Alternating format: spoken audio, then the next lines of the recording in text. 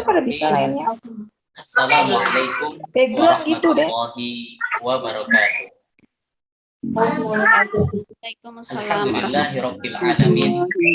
Nahmaduhu wa nasta'inuhu wa nastaghfiruh. Wa na'udzu billahi min syururi anfusina wa min sayyiati a'malina. May yahdihillahu fala mudilla lahu wa may yudlil fala hadiya lahu. Asyhadu an la ilaha illallah wa asyhadu anna Muhammadan abduhu wa rasuluh. Allahumma salli wa sallim ala nabiyyina Muhammad wa ala ali Muhammad. Amma ba'd. Faqad qala Allah ta'ala fil Qur'anil Karim, a'udzu billahi minasy syaithanir rajim. La in syakartum la azidannakum wa la in kafartum inna adzabi lasyadid. Al-ayat Shadaqallahul Azim. Yang kami hormati Kepala SD Al-Irsyad Al-Islamiyah 01 Purwokerto, beliau Ustadz Alfian Nur Aziz SPD. Yang kami hormati pemateri kita pada sore hari ini, Ustadz Arif Rahman LCMA selaku Ketua Bidang Kurikulum PAI LPP Al-Irsyad Al-Islamiyah Purwokerto, serta Asatidzah SD Al-Irsyad Al-Islamiyah 01 Purwokerto dan ayah bunda wali murid SD Al-Irsyad Al-Islamiyah 01 Purwokerto, semoga selalu dirahmati oleh Allah Subhanahu wa Ta'ala. Yang pertama, marilah kita haturkan rasa syukur kita kepada Allah Subhanahu wa Ta'ala, Tuhan semesta alam yang selalu memberikan berbagai macam kenikmatan kepada kita semuanya, sehingga pada sore hari ini kita masih diberikan nikmat sehat, nikmat sempat untuk mengikuti acara webinar pada sore hari ini.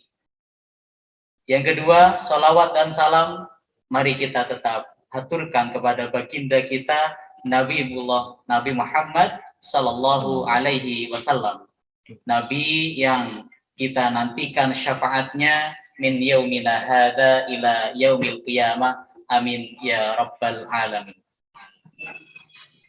Hadirin yang dirahmati oleh Allah Subhanahu wa Ta'ala, saya di sini selaku moderator dan sekaligus Master of Ceremony akan membacakan susunan acara pada sore hari ini, acara webinar dalam rangka webinar parenting dengan tema puasaku totalitas, Ramadanku berkualitas, yang insya Allah akan diisi oleh pemateri kita hari ini, beliau Ustadz Arif Rahman LCMA.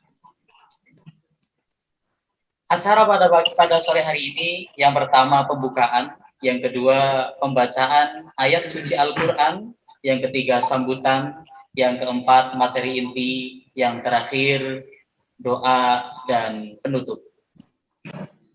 Hadirin yang dirahmati oleh Allah SWT, mari kita buka kegiatan webinar parenting pada sore hari ini dengan bacaan basmalah bersama-sama.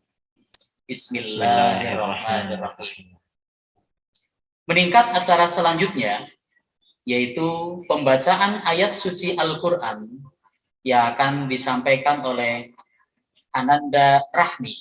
Perlu diketahui, Ananda Rahmi merupakan siswi Gria Tahfidz Junior SD Al-Irsyad Al-Islamiyah 01 Purwokerto. Kepada Ananda Rahmi, kami persilahkan.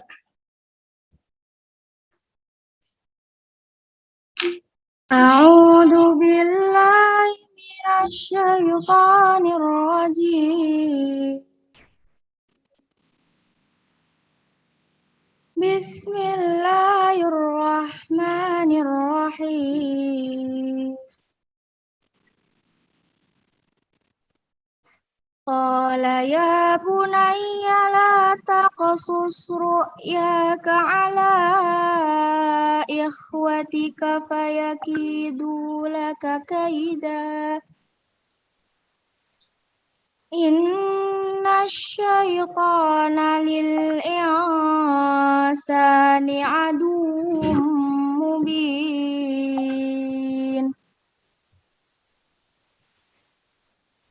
Wa kadzalika yajtabika rabbuka wa yu'allimuka min ta'wilil ahadits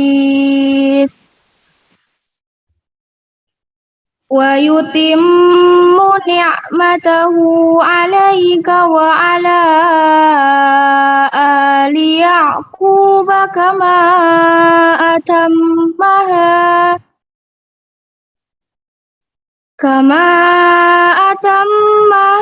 'ala abawaika min qablu Ibrahim wa Ishaq.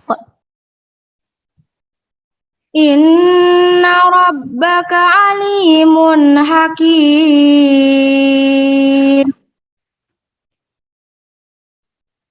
Laqad kana fi Yusufa wa ikhwatihi ayatul lisailin.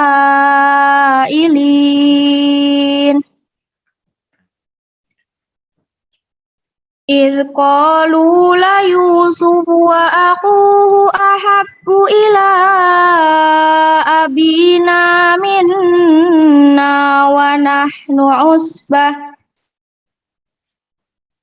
إن أبانا لفي ضلال مبين. Sadaqallahul azim.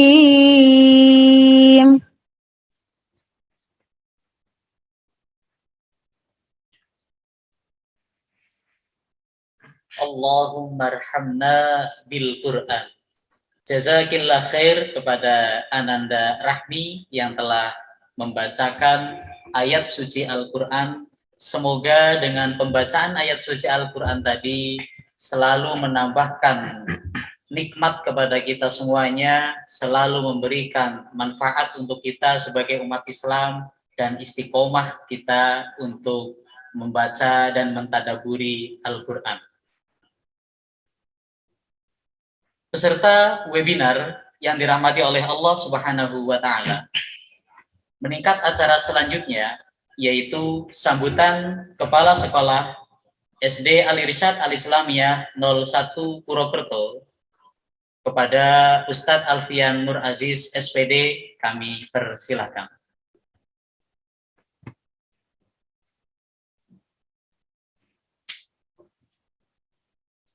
Assalamualaikum warahmatullahi wabarakatuh. Alhamdulillahirabbil alamin, wassalatu wassalamu ala Rasulillah, amma ba'du. Yang kami hormati pembicara webinar pada sore hari ini, Ustadz Arif Rahman Hakim LCMA, hafizahullah ta'ala, manajemen serta para pengajar di SD Al-Irsyad Al-Islamiyah 01 Purwokerto, serta ayah bunda yang sudah menyempatkan waktu. Semoga selalu dilimpahkan rahmat kepada ayah bunda sekalian.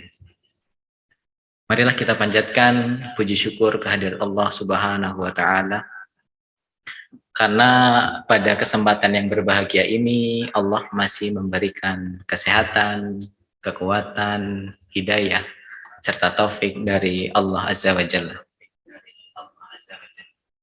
Alhamdulillah, hari ini kita bisa dikumpulkan dalam majelis yang mulia ini.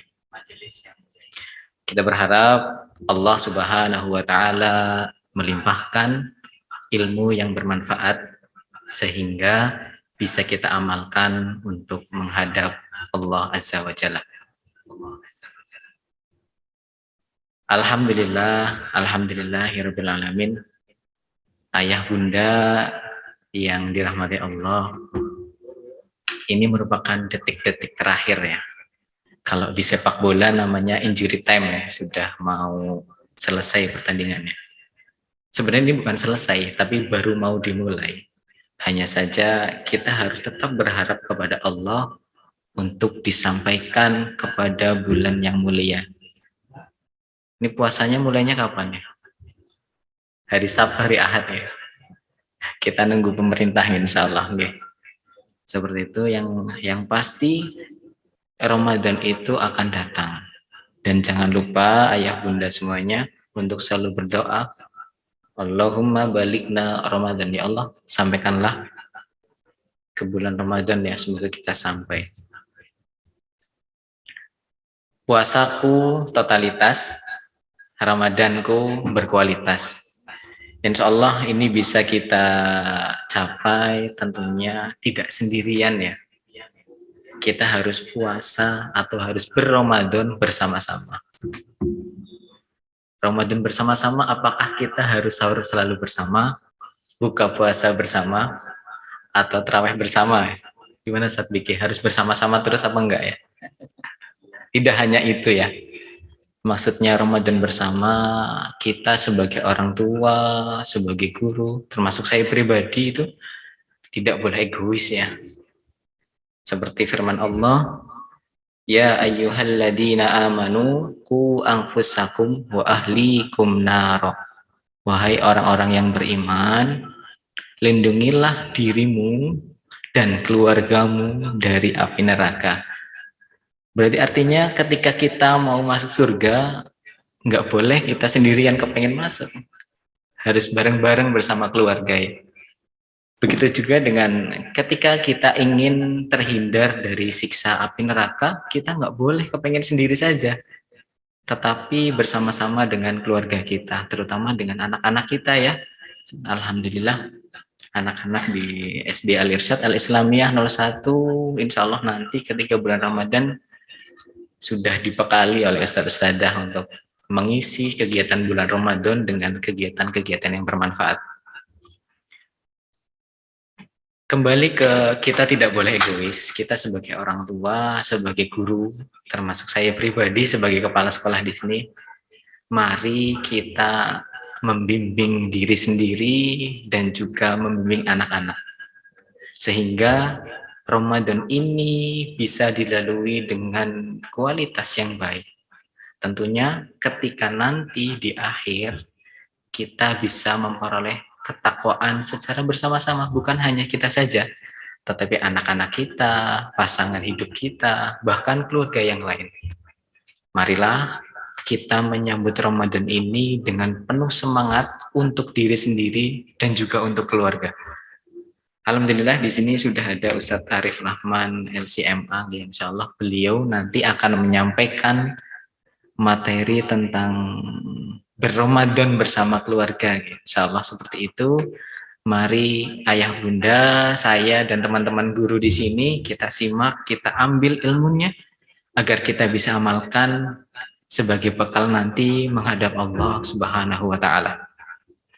Sekali lagi kami ucapkan syukron wa jazakumullah khairan kepada ayah bunda yang sudah menyempatkan waktunya sehingga bisa hadir di Zoom meeting atau webinar parenting ini. Semoga ilmunya bisa diterima dan bisa kita amalkan.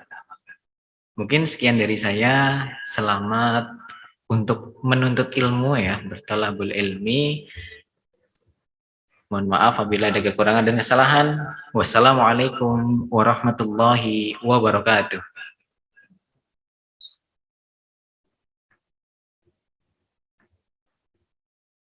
Jazakallah khair kepada Ustadz Alfian Nur Aziz SPD selaku Kepala SD Al-Irsyad Al-Islamiyah 01 Purwokerto.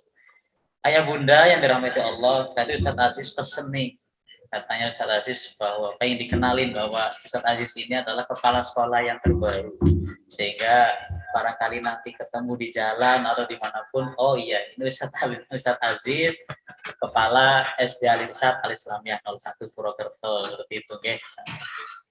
Baik, peserta webinar yang dirahmati oleh Allah Subhanahu wa Ta'ala.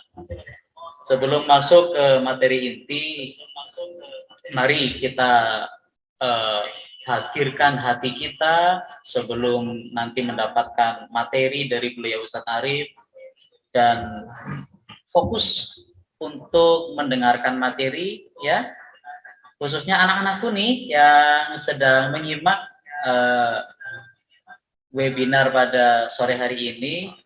Kalian fokus ya, dan mudah-mudahan kita bisa mengambil banyak hikmah nanti dari apa yang disampaikan oleh pemateri kita hari ini.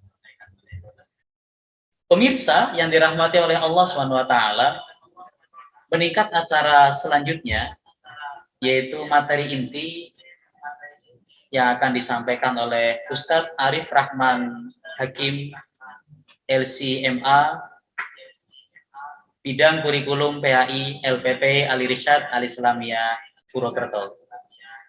Kepada Ustadz Arif Rahman Hakim, kami persilahkan. Sebelumnya cek suara dulu, kedengaran ya semua, jelas? Jelas ya, alhamdulillah. Innal hamdalillah nahmaduhu wa nasta'inuhu wa nastaghfiruh wa na'udzu billahi min syururi anfusina wa min sayyiati a'malina. Man yahdihillahu fala mudilla lahu wa man yudlil fala hadiyalah. Asyhadu an la ilaha illallah wahdahu la syarikalah wa asyhadu anna Muhammadan abduhu wa rasuluhu alladzi la nabiyya ba'da, amma ba'd. Wa qala Allah ta'ala fi Qur'anil Karim, a'udzu billahi minasyaitonir rajim. Ya ayyuhalladzina amanu kutiba 'alaikumus syiyamu kama kutiba 'alal ladzina min qablikum la'allakum tattaqun. Wa qala Rasulullah sallallahu alaihi wasallam, ataakum Ramadan syahrun mubarak iftaradallahu fihi 'alaikum siyamahu wa tuftahu fi abwabul jannah wa tughlaqu fi abwabul jahim wa tughallu fihi maradatus syayatin fihi lailatun khairun min alfi syahrin faman hurima khairaha faqad hurima atau kama qala Rasulullah sallallahu alaihi wasallam. Ini manggilnya apa ya?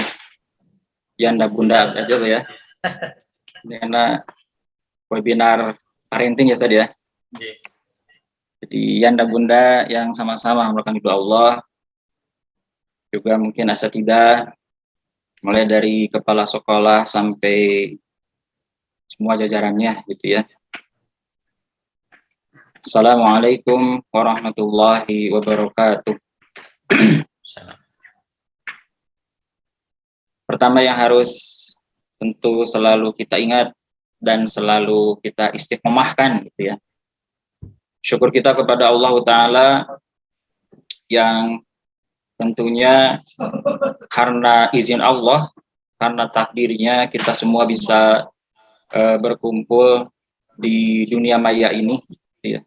Berkumpul di aplikasi Zoom meeting ini yang insya Allah niatnya sama gitu ya, yaitu sama-sama ingin mendapatkan ridho dan pahala dari Allah semata. Karena tentunya sangat penting sekali bagi kita ketika selalu mengingatkan diri pribadi, diri masing-masing tentang niat itu. Apapun yang kita lakukan, mari kita niatkan itu adalah sebagai atau dalam rangka ibadah kita kepada Allah, termasuk ketika berkumpul sekarang ini. Kenapa? Ya karena tadi, karena semua yang kita lalui gitu ya, waktu yang kita alami sekarang, tempat yang kita tempati, semua itu adalah nikmat Allah yang tiada tara, nikmat Allah yang tidak terhingga, yang wajib selalu kita syukuri. Nah, di antara cara kita mensyukurinya adalah mari kita senantiasa mengikhlaskan niat setiap kali kita melakukan kebaikan ya. Sehingga mudah-mudahan, kan banyak ya kebaikan yang kita lakukan itu, saya yakin lah banyak, mulai dari bangun sampai tidur lagi itu banyak sekali kebaikan. Cuma kadang kita itu lupa tidak meniatkan apa yang kita lakukan itu karena Allah gitu ya. Nah, coba kalau misalkan kita niatkan tidurnya saja, kita ini berapa lama tidur itu? Tapi antum tidur berapa lama, Ustaz? Ya segitulah ya, gitu ya. Tentunya lumayan lama lah gitu. Coba kalau diniatkan itu ibadah, Masya Allah. Taruhlah misal tidurnya 5 jam, 6 jam gitu ya. Berarti 6 jam itu ibadah terus, Masya Allah. Coba kalau kita sholat tahajud itu 7 jam, 6 jam, 5 jam, kayaknya belum sanggup gitu ya. Tapi kalau kita niatkan tidurnya aja ibadah, Masya Allah. Jadi 5 jam itu ibadah terus sampai selesainya. Nah, termasuk pengumpulan kita sekarang, mari kita niatkan ini adalah dalam rangka untuk mendekatkan diri kita kepada Allah, karena majelis kita insya Allah majelis dzikir gitu ya, karena tadi sudah dimulai dengan pembacaan suci Al-Quran, mungkin kita sama-sama mulai dengan basmalah tadi ya, dan insya Allah nanti kita akhiri juga dengan doa atau juga hamdalah. Tapi anda bunda yang sama-sama mengharapkan doa Allah, berbicara tentang Ramadan, gitu ya, ini sepanjang atau sepengetahuan saya lah, silakan nanti dicek sendiri gitu ya. Bicara tentang Ramadan, nanti Ramadan itu kalau saya perhatikan secara pribadi itu kita akan menemukan 3 tipe orang, 3 tipe manusia gitu ya ketika berada di bulan Ramadan.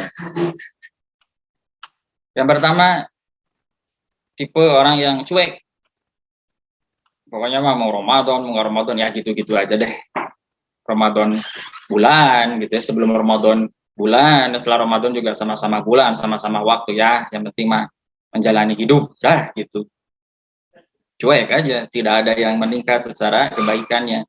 Sebelum Ramadan seperti itu, ketika Ramadan seperti gitu ya. Setelah Ramadan ya gitu-gitu aja. Yang kedua, tipe yang kedua nih, ada memang perbedaan sebelum Ramadan, ada perbedaan, dia meningkat secara kebaikannya. Coba kadang, sayangnya, ini mohon maaf banyak iklannya ya, masih geli gitu di tenggorokan saya. Tapi sayangnya orang yang berubah di Ramadan ini tuh karena terbawa lingkungan aja. Tetangganya pada taraweh, gitu ya. Tetangganya pada puasa, tetangganya pada kajian, ikut pengajian. Pada tadarusan di masjid sampai semalam sujud ikutan gitu ya. Ikut. Kenapa? Kenapa Pak tarawehnya rajin sekali? Yang nggak enak sama tetangga. Maksud tetangga pada taraweh saya enggak gitu kan? Ya. Atau misalkan ceritanya kepala sekolah ini mohon maaf ini contoh aja Ustaz Alfian ya. Rajin contoh ini Pak. Wah, Ustaz Alfian, Ustaz Aziz rajin banget gitu ya. Suka ikut kajiannya, tadarusannya juga rajin. Ya iyalah, sampai saya kan kepala sekolahnya, masa kepala sekolahnya nggak nyampein yang bener gitu kan. Ada gitu ya, ke bawah aja gitu. Atau misalkan guru PAI-nya mau jadi pada rajin gitu. Emang rajin sih sebetulnya gitu ya. Saya yakin begitu. Wah, jadi pada rajin tadarusnya, Masya Allah, sehari sampai 2 juz gitu ya. Kenapa? Nggak enak, masuk guru agama nggak kayak gitu. Masa kalah sama guru biasa gitu ya. Nah, itu tipe kedua tuh, tapi itu contoh ya, setidaknya jangan ada yang tersinggung ini. Itu yang kedua. Yang ketiga, ada orang yang ketika Ramadannya itu memang bertambah, kebaikannya bertambah, amal solehnya bertambah, ibadahnya naik, meningkat. Kenapa? Karena memang tujuan yang dia ingin cari adalah ridho Allah. Nah, kira-kira gitu ya, dari 3 tipe orang itu, kita mau jadi yang mana? Itu kan pilihan kita. Ya kan? Itu pilihan kita. Kita mau jadi tipe orang yang pertama, cuek aja lah. Mau sebelum Ramadan, mau ketika Ramadan, setelah Ramadan, sama aja. Atau jadi yang kedua, ada perubahan ketika Ramadan, tetapi ternyata hanya ikut-ikutan saja. Atau yang ketiga, nih yang sebenarnya gitu ya, kita bisa berubah di Ramadan itu menjadi lebih baik, sehingga nanti setelah Ramadan kita bisa menjaga kebaikan kita itu secara istiqomah. Cuma kalau kita nilai kira-kira bagus yang mana? Coba, ya Anda Bunda kita atau asatidah gitu ya. Bagus yang mana nih? 1, 2, atau 3? Saya yakin semua akan menjawab yang ketiga. Bahwa di Ramadan nanti saya ingin menjadi orang yang istimewa di hadapan Allah Ta'ala. Sebagaimana yang Allah firmankan dalam surat Al-Baqarah tadi ya 183, bahwa di antara atau tujuan hakiki dari diperintahkannya puasa itu adalah la'allakum tattaqun gitu ya, supaya kalian itu kata Allah menjadi orang bertakwa. Dan ingat, takwa itu adalah apa? Titel yang Allah berikan kepada orang yang imannya terus meningkat. Kenapa orang itu meningkat imannya? Karena dia memperbanyak amal soleh dan ibadahnya. Tentunya orang yang perbanyak amal soleh dan ibadahnya itu akan meningkat keimanannya. Orang yang meningkat keimanannya tentu akan mencapai derajat takwa. Kalau sudah sampai derajat takwa, terus qadarullah mati saat itu, saat udah jadi takwa mati, itu mah matinya pasti husnul khotimah dan pasti selamat sampai surga. Beda sama misalkan orang yang imannya biasa aja. Kenapa imannya biasa aja? Ya karena amal soleh ibadahnya juga biasa aja. Gak meningkat, datar-datar saja gitu ya. Bahkan mungkin bisa seimbang antara amal soleh dan maksiatnya masih seimbang gitu ya. Bahkan kadang nurun imannya malah maksiatnya yang lebih banyak gitu ya. Nah kalau yang seperti itu tiba-tiba mati, wah itu masih setengah-setengah, tentu terserah kepada Allah itu mah. Seandainya Allah berkenan mengampuni, diampuni gitu ya. Tapi kalau menurut Allah, wah ini dosanya harus dicuci dulu, walaupun dia beriman, ya harus masuk neraka dulu karena punya dosa banyak tuh. Baru setelah itu masuk surga. Nah itu orang iman biasa itu. Tinggal kita milih mau jadi orang imannya biasa aja atau jadi orang yang bertakwa. Saya yakin pasti kita akan menjawab orang yang bertakwa. Nah cara orang menjadi orang yang bertakwa itu adalah tadi, kita itu bersikap yang benar ketika bulan Ramadan. Ya kan? Apa yang sikap yang benar? Yang tadi itu, yang ketiga, orang yang ketiga itu, yaitu yang berubah ketika Ramadan menjadi pribadi yang lebih baik, dan itu niatnya ingin mencari ridho dan pahala Allah. Nah, bagaimana caranya nih kita ini supaya menjadi pribadi yang baik? Jadi sebelum tadi sebagaimana disampaikan oleh Ustadz Aziz ya, kita ingin temanya ingin bagaimana kita itu menghidupkan Ramadan sekeluarga gitu kan. Tentu sebelum keluarga harus dimulai dari pribadi gitu ya. Makanya Allah juga tadi sudah mengatakan, sudah disampaikan tadi itu firman Allahnya, ya ayyuhalladzina amanu qu anfusakum dulu, qu anfusakum wa ahlikum naron. Diri sendiri dulu, jagalah diri kalian sendiri dan keluarga kalian dari api neraka. Jadi insya Allah kalau misalkan pribadi kita ini sudah kita usahakan terbebas dari neraka, maka Allah juga akan beri kita taufik. Allah akan mendorong diri kita untuk mampu menjaga keluarga kita juga dari api neraka. Ya. Nah, jadi tetap kita mulai dari pribadi dulu. Nah tadi bagaimana caranya nih akan bisa menjadi pribadi yang ketiga tadi? Agar ketika masuk Ramadan itu kita itu ada perubahan, kita jadi pribadi yang lebih baik, pribadi yang lebih taat kepada Allah Ta'ala. Otomatis kalau menjadi pribadi yang lebih taat, pribadi yang lebih jauh dari maksiat, gitu ya. Gimana caranya? Nah, ternyata itu ya, anda bunda yang sama-sama mengharapkan ridho Allah, itu tuh sudah Rasulullah SAW beritakan kepada kita dari sejak 1400 sejak 1400 tahun yang lalu, itu sudah dikasih tahu. Dan ini yang biasa Rasulullah SAW terangkan kepada para sahabat ketika Ramadan datang, ya. Apa? Beliau memberikan kabar gembira kepada para sahabat, termasuk kita umatnya. Apa sih keistimewaan Ramadan itu? Ya kan? Tentu biasanya orang itu kan mau melakukan sesuatu ketika sesuatu yang kita lakukan itu istimewa. Ya kan? Biasanya gitu ya. Contoh misalnya olahraga, ada olahraga cara gerakan yang baru gitu ya. Kenapa sih olahraganya kayak gitu? Ini karena bisa mengecilkan perut gitu misalkan gitu ya. Yang one pack menjadi six pack misalkan. Yang asalnya bulat menjadi kotak kayak gitu. Ada khusus tuh cara olahraganya. Wah, pasti karena tahu manfaatnya, istimewa gerakan-gerakan itu tuh untuk yang kita inginkan gitu ya, pasti kita akan melakukan, gitu kan? Tapi kalau misalkan melakukan gerakan-gerakan tertentu nih kamu harus gini, apa manfaatnya? Ya gitu aja. Ya pasti males lah. Kan gitu ya, pasti gitulah, ya kan? Atau misalkan satu alat gitu ya, harganya kok mahal, ngapain sih beli alat mahal-mahal? Oh karena ini alat ini bisa untuk mengurangi kolesterol gitu ya, bisa untuk mencegah jantung koroner misalkan gitu.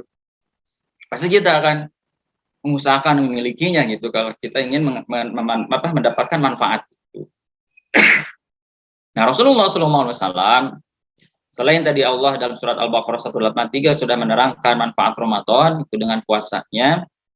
Nah, Rasulullah SAW juga beri kita semangat dan motivasi agar kita semangat berubah gitu ya, menjadi pribadi yang lebih taat kepada Allah di bulan Ramadan.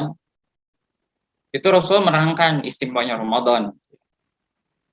Nah, di antara keistimewaan Ramadan, dan ini yang paling utama gitu ya, sesuai dengan judul kajian kita pada sore hari ini, itu adalah kata Rasulullah SAW bahwa Ramadan itu syahrun mubarakun, bulan yang diberkahi. Ya, apa itu bulan yang diberkahi? Bulan yang penuh dengan barokah kan gitu bahasanya ya. Yang pakai celana. Nah, konsep barokah itu adalah ketika sesuatu itu menghasilkan kebaikan yang terus-menerus bertambah dan berkembang. Terus kebaikan yang dimiliki sesuatu itu bertambah dan berkembang gitu. Itu berarti barokah. Misal gitu ya, ini saya nyontohinnya sering banget nih, saya nyontohin ini. Kalau yang mungkin suka atau pernah gitu ya, kita ketemu di kajian gitu, saya suka memberi contoh ini karena ini yang paling mudah. Rumah misalnya. Jadi kan Rasul bilang Ramadan penuh barokah itu. Kenapa penuh barokah? Karena berarti ada penuh kebaikan. Seperti rumah misalkan. Rumah itu ada barokahnya. Kalau apa? Kalau rumah yang Allah berikan kepada kita itu kita gunakan lebih dari tujuan atau lebih dari tujuan asal adanya rumah itu. Kan tujuan asal adanya rumah itu apa? Kenapa kita punya rumah? Rumah itu buat apa? Kan buat ditinggali ya, buat tempat tinggal kan awalnya gitu ya, ditinggali, tempat beristirahat, tempat berkumpul dengan keluarga, tempat makan dan minum, kan begitu ya. Itu rumah tuh. Nah, sekarang kita orang beriman diberi rumah. Tapi si rumahnya itu hanya digunakan beristirahat, hanya digunakan untuk tempat berteduh, digunakan tempat berkumpul dengan keluarga, maka minum saja gitu ya. Lalu kalau begitu apa bedanya kita dengan orang bukan Islam? Apa bedanya kita dengan orang yang tidak beriman? Kalau bahasa Al-Qur'annya orang kafir, bedanya apa? Kan orang kafir juga punya rumah mereka digunakan untuk apa? Sama, untuk tidur, untuk istirahat, untuk berteduh, untuk berkumpul dengan keluarga. Nah, orang beriman kalau gitu, kalau cuma rumahnya seperti itu ya nggak ada barokahnya. Apa sih barokahnya rumah itu buat orang beriman? Kalau rumah itu digunakan untuk beribadah. Kita diberi rumah oleh Allah Ta'ala, lalu kita gunakan untuk beribadah, terutama yang sunnah gitu ya. Maksudnya sholat sunnah. Kan kalau sholat wajib bagi laki-laki kan utamanya itu di masjid gitu ya. Kemudian rumah itu selalu kita gunakan untuk sholat sunnah, misalkan sholat tahajud, apalagi itu ya yang paling utama tuh. Karena Rasulullah SAW mencontohkan seringnya sholat tahajud itu di mana? Di rumah, beliau itu nyontohinnya di rumah. Sholat tahajud, sering dipakai buat sholat tahajud, sering dipakai buat tadarus gitu ya. Rumah itu ditegakkanlah hukum Allah dalam rumah itu. Artinya adanya saling menasehati gitu antara keluarga, suami ke istri, istri ke suami, orang tua ke anak gitu ya. Itu yang terjadi, maka rumah itu insya Allah pasti ada barokahnya. Kenapa? Karena rumahnya itu lebih kebaikannya daripada tujuan asal rumah itu dibuat. Nah, bulan Ramadan itu disebut oleh Rasulullah SAW bulan penuh barokah. Kenapa? Karena dia memiliki kebaikan yang lebih daripada bulan yang lain. Mohon maaf. Apa kelebihannya? Kelebihan bulan Ramadan itu kata Rasulullah SAW yang pertama adalah di dalam Ramadan itu ada apa? Coba. Keutamaan bulan Ramadan yang paling utama apa? Mohon maaf ya, saya minum dulu ya. Apa kira-kira? Hadi iftaradallahu alaikum fihi siyamahu. Allah wajibkan puasa di bulan itu. Jadi wajibnya puasa itu pada hakikatnya adalah anugerah. Jadi puasa itu bukan beban. Mungkin di dalam bahasa fikih itu dikatakan beban, artinya beban yang harus dilakukan oleh seorang hamba. Karena itu kewajiban gitu ya, kewajiban itu kan beban gitu. Tapi hakikatnya ketika Allah Ta'ala wajibkan kepada kita sesuatu, itu bukan beban, tapi anugerah. Karena dalam hadis yang lain, Rasulullah SAW mengatakan bahwa Allah pernah berfirman, Allah itu sangat-sangat mencintai hambanya yang menjaga kewajibannya. Jadi ketika ada seorang hamba ya rajin menjaga kewajiban yang sudah Allah tetapkan, dari sholatnya, puasanya, ya zakatnya, dan kewajiban-kewajiban lainnya yang sudah Allah wajibkan, seperti kewajiban orang tua kepada anak, menjaga kewajiban anak kepada orang tuanya, suami ke istri, istri ke suami, ke tetangga, dan sebagainya, dia jaga karena itu Allah yang wajibkan. Maka Allah, kata Rasulullah, Allah mengatakan, aku sangat-sangat mencintai hambaku yang mendekatkan dirinya kepadaku dengan apa yang sudah aku wajibkan. Allah itu senang banget kepada hambanya yang menjaga kewajiban-kewajibannya. Berarti kalau gitu kan pada hakikatnya kewajiban yang Allah berikan kepada kita itu anugerah, bukan beban. Puasa nanti ya kita harus puasa 1 bulan penuh. Itu pada hakikatnya itu anugerah. Kenapa? Ini kalau kita lihat ya, puasa adalah ibadah, bisa dikatakan ibadah yang paling lama. Coba aja hitung ya. Misal nih sholat ya, sholat kira-kira 1 kali sholat kita berapa lama tuh? Ya kan? Berapa lama kira-kira tuh? Ya 10 menit lah ya. 10 menit lah sholat gitu. Oh, tapi jangan pakai prinsip ini ya, jangan pakai prinsip expert gitu ya. Expertnya pembalap gitu kan. Kalau pembalap itu kan semakin expert semakin cepat gitu kan. Ya kan? Kalau MotoGP itu udah berapa cc itu kan lebih cepat daripada yang di bawahnya gitu. Sholat jangan pakai kaidah itu gitu, bahaya gitu ya. Kalau sholat pakai kaidah itu nanti semakin senior, semakin ahli dalam sholatnya, semakin cepat sholatnya. Nah, jangan begitu gitu ya. Sholat betul, semakin kita senior, semakin kita itu lebih paham tentang sholat, harus semakin baik, semakin khusyuk. Nah, sholat itu taruhlah 10 menit gitu ya. Sholat 10 menit. Bahkan haji saja, haji itu tidak ada yang lama. Contoh misalkan wukuf saja ya, itu kan yang paling lama tuh wukuf ya. Wukuf itu berapa lama coba? Wukuf itu cuma dari pada zuhur sampai maghrib. Gak lama, gak lama-lama amat. Tapi kalau puasa itu dari kapan? Dari subuh sampai maghrib, masya Allah. Subuh sampai maghrib berapa jam? Kalau kita sih masih enak ya. Subuh itu 4:30 lebih gitu ya. Maghrib itu berapa? Jam 6 kurang gitu ya. Sekitar 13 jam lah kita puasa sebentar lah itu. Tapi saudara-saudara kita yang di bagian dunia utara sana ya, bagian utara dari Khatulistiwa, pas puasa lagi musim panas, luar biasa itu lamanya ya, bisa sampai 20 jam gitu kan. Berarti nggak puasanya cuma 4 jam, puasanya 20 jam, luar biasa. Itu ibadah paling lama puasa itu. Sehingga bisa dikatakan kalau puasa itu ibadah paling lama, tentu kaidah al-ajr ala hasbil ala sabil ta'ab atau ala sabil nasab itu berlaku ya. Pahala itu tergantung kepada beratnya, lelahnya sesuatu yang kita lakukan. Jadi kalau ibadah itu semakin berat, semakin susah itu untuk dilakukan, itu semakin besar pahalanya. Itu berarti pahala puasa itu sangat-sangat besar gitu ya. Pahala puasa itu ini Allah mewajibkan puasa itu. Coba kalau seandainya sunnah ya, seandainya nih puasa Ramadan itu sunnah lah. Puasa Ramadan itu hukumnya sunnah selama 1 bulan. Kira-kira kita semua melakukan atau enggak? Enggak, saya yakin lah. Kenapa? Karena prinsipnya juga kita kalau sunnah itu apa? Lah sunnah ini nggak apa-apa, nggak dilakukan juga kan gitu ya. Rata-rata seperti itu, saya yakin lah gitu ya.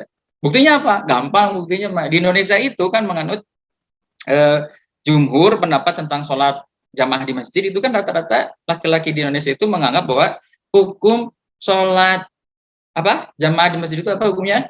Sunnah muakkadah. Karena hukum sunnah muakkadah coba lihat di masjid. Penuh enggak masjidnya ketika waktu sholat? Enggak gitu ya. Sholat 5 waktu aja kadang ada yang enggak melakukan, padahal itu wajib, apalagi ini sunnah. Kenapa nggak ke masjid, Pak? Akan sunnah, Pak, gitu ya. Udah di rumah, yang penting kan sholat gitu. Nah, itu kan kadang begitu. Alhamdulillah Allah wajibkan tuh sama Ramadan. Sehingga kita mau melakukan semuanya full 1 bulan. Toh yang wajib saja kadang sebagian orang masih berat melakukan. Nah, maka satu nih keutamaan atau keistimewaan Ramadan itu justru ada di puasanya. Itu yang pertama. Maka kita harus bersyukur nih, alhamdulillah Allah mewajibkan puasa Ramadan. Coba kalau nggak wajib, banyak yang nggak melakukan. Padahal puasa itu ibadah yang terlama, otomatis pahalanya pun pasti besar. Apalagi kalau di penelitian, luar biasa itu ya, penelitian tentang kesehatan yang dihasilkan oleh puasa Ramadan luar biasa. Kesehatan batin, kesehatan fisik itu bisa kita raih dengan puasa Ramadan asal ikhlas. Kalau ikhlas, insya Allah pahala dapat, sehat iya, gitu ya. Kedua, kata Rasulullah SAW, keutamaan Ramadan itu adalah dibukanya pintu surga, ditutupnya pintu neraka. Maksudnya apa? Memang ini bisa kita maknai sesuai dengan letter-letternya bisa, bahwa nanti pas Ramadan itu surga-surga itu pintunya dibuka semua, neraka itu ditutup semua. Kita bisa maknai itu secara letter-let.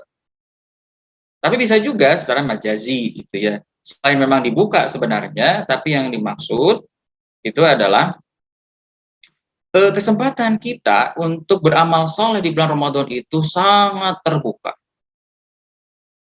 Kenapa? Karena lingkungan mendukung. Ya enggak? So, kita puasa Senin Kamis itu mungkin jarang ya.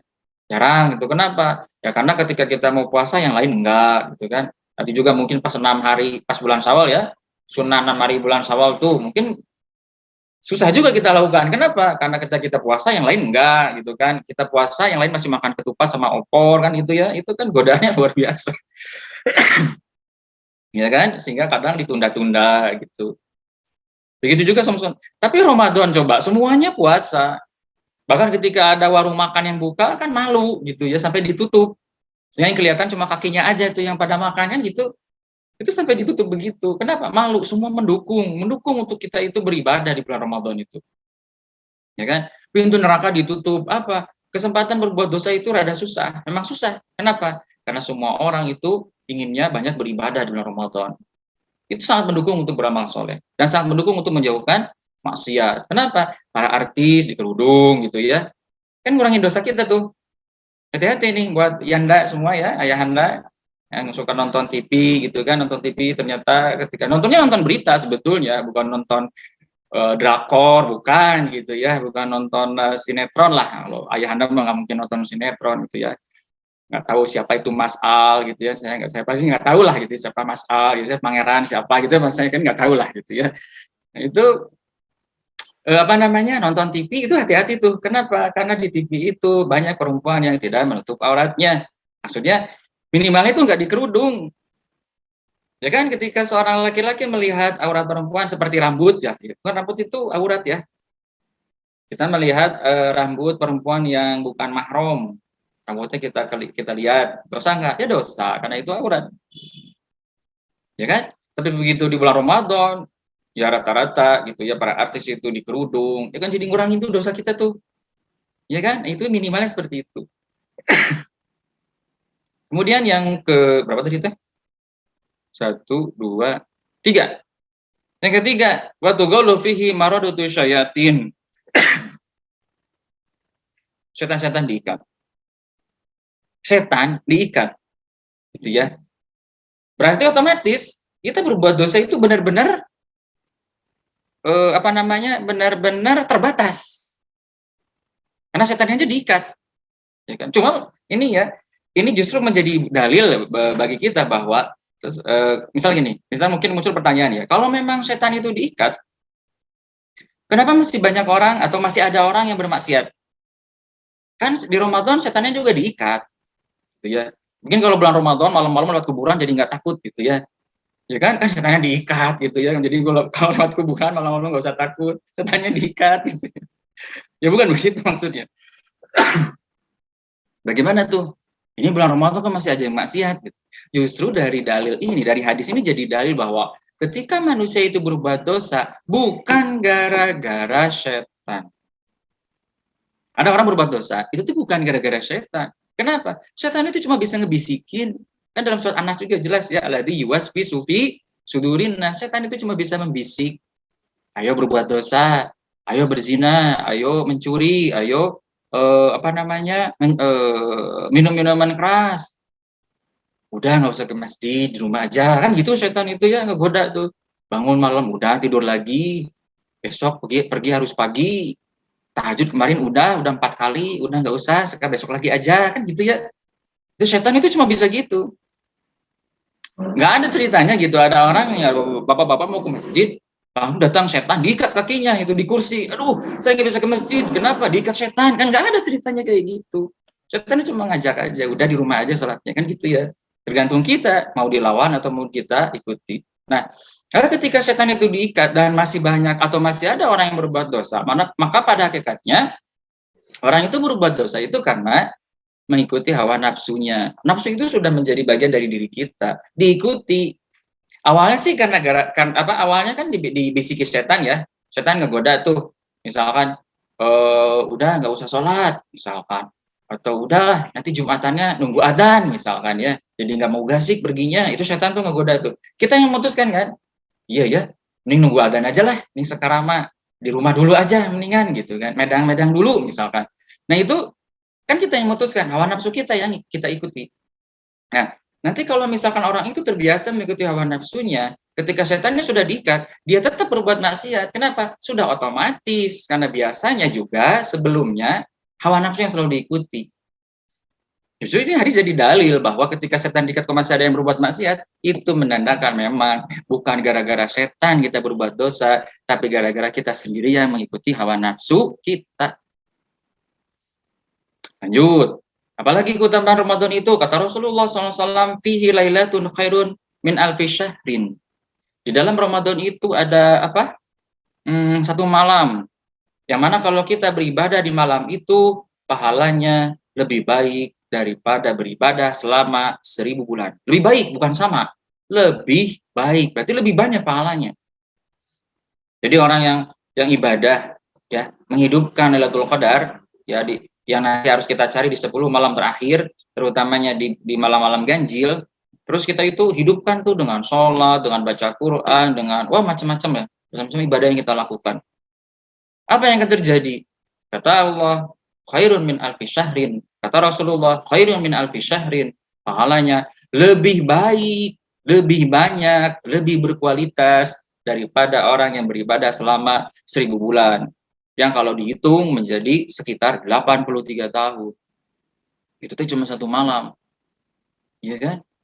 Luar biasa. Makanya sampai Rasulullah di akhir hadis ini, faman hurrima khairaha faqad hurrima. Siapa yang nanti itu malas untuk menghidupkan Lailatul Qadar, malas untuk beribadah di Lailatul Qadar, gitu ya. Berarti dia tidak akan mungkin mendapatkan pahala yang lebih baik di hari-hari lainnya, di bulan-bulan lainnya. Jangan harap. Kenapa? Ya karena sudah Allah mudahkan saja, nggak mau, apalagi nanti yang sudah biasa lagi, di mana setannya sudah dilepas lagi, setannya udah ngegoda lagi, sudah ngikutin di punduk kita, di telinga kita ngebisikin terus gitu ya. Sekarang setannya lagi diikat, Lailatul Qadar pahalanya lebih besar, cuma sekedar menghidupkan satu malam saja gitu ya, nggak bisa. Maka apalagi nanti di luar Lailatul Qadar, di luar Ramadan, nggak mungkin dapat pahala seperti itu. Setannya udah menggoda lagi, maksiatnya sudah lebih banyak lagi di sekitar kita. Wah, susah. Karena Rasul peringatkan, hati-hati nih, orang yang tidak bisa mendapatkan kebaikan Lailatul Qadar pasti tidak akan bisa mendapatkan kebaikan di bulan-bulan lainnya. Ayahanda dan bunda yang sama-sama mengharapkan ridha Allah. Pertanyaan berikutnya muncul nih. Kita sudah tahu nih sekarang keutamaan Ramadan, yang tentunya itu menjadi motivasi buat kita untuk meningkatkan diri kita di Ramadan nanti. Dan kita fokusnya ke yang dicontohkan Rasul aja, kita nggak usah bingung, aduh nanti Ramadan harus ngapain aja ya, Ramadan itu meningkatkannya harus apa aja. Ya, kita lihat aja Rasulullah SAW itu sudah mencontohkan, diantaranya ada 5 hal yang Rasulullah contohkan. Apa? 1, puasa tentunya yang paling utama ini ya, paling utama ini. Iya benar kita jaga, makanya tadi judulnya bagus sekali itu. Puasa totalitas, Ramadan berkualitas. Memang puasa yang jaganya harus puasa dulu nih, karena ini puasa yang wajib. Ya, jadi Rasul itu Ramadan yang beliau tingkatkan puasa. Karena Rasulullah tidak pernah puasa sebulan penuh kecuali Ramadan. Setelah Ramadan, Sya'ban itu yang banyak. Selain Ramadan, Sya'ban, tapi nggak sampai sebulan penuh gitu. Tapi banyak puasa di Sya'ban itu. Gitu ya. Jadi Ramadan, puasanya ini satu puasa. Kedua, yang Rasulullah lakukan apa? Tadarus. Rasul itu rajin baca Quran. Utamanya di bulan Ramadan lebih banyak lagi. Kenapa? Karena saat itu malaikat Jibril datang setiap malam di bulan Ramadan itu tuh. Ketiga, sodakoh. Rasul itu rajin sodakoh sebelum Ramadan. Ketika Ramadan, lebih rajin lagi.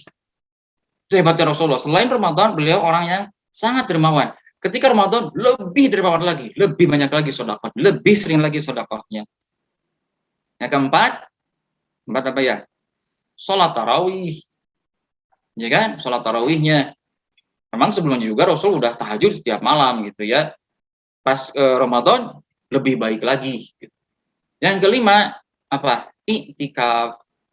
Ya kan? Iktikaf nih Rasulullah di 10 hari terakhir bulan Ramadan. Ini aja 5 ini fokusnya kita. Cuma ya, sebelum yang 2, 3, 4, 5, ini satu dulu nih, puasa. Puasa yang paling utama gitu. Jaga puasa. Kalau misalkan puasa yang wajib ini sudah bisa kita jaga, ini yang sunnah ngikutin nih. Yang sunnah ngikutin. Kalau misalnya kita nanti mendapati ya, satu pas di Ramadan itu kok tadarus mulai malas nih. Kenapa tadarus mulai malas? Periksa puasanya. Pasti ada yang salah. Yakinlah begitu. Kenapa? Ini ngikutin. Ini yang sunnah nih. Yang sunnah itu akan ngikutin yang wajib. Kayak begitu. Kalau orang sudah kurang perhatian sama yang wajibnya, jangan harap yang sunnahnya bisa kejaga. Nggak mungkin. Gitu ya. Karena prinsipnya kata Allah Ta'ala dalam surat Al-Ankabut ayat akhir itu, walladzina jahadu fina lanahdiyannahum subulana. Dan orang-orang yang serius, orang-orang yang bersungguh-sungguh di jalan kami, nanti itu kata Allah akan kami beri jalan-jalan yang lain. Nah, jadi kalau orang itu sudah serius dalam yang wajibnya, ini yang wajib serius nih, sholat 5 waktu yang serius banget, dijaga luar biasa, itu pasti dia akan mudah untuk rawatib, dia akan mudah untuk duha, dia akan mudah untuk tahajud, ya kan? Itu begitu itu prinsipnya. Jadi kalau misal kita kok masih malas rawatib, masih malas tahajud, masih malas duha, periksa sholat 5 waktunya, pasti ada yang salah. Itu pasti mungkin salah niat, ya mungkin apa ditunda-tunda, padahal waktu ada, nggak sibuk, nggak ada yang mendesak, tapi nanti lagi gitu ya.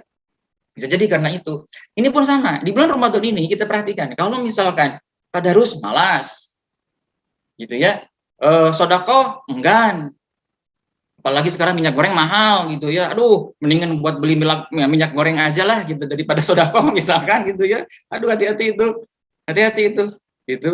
Atau misalkan apa tadi sholat tarawih ya, sholat tarawih enggan gitu ya, kenapa ya? Karena tadi iftarnya atau buka puasanya mungkin kebanyakan, kekenyangan, jadi malas gitu kan.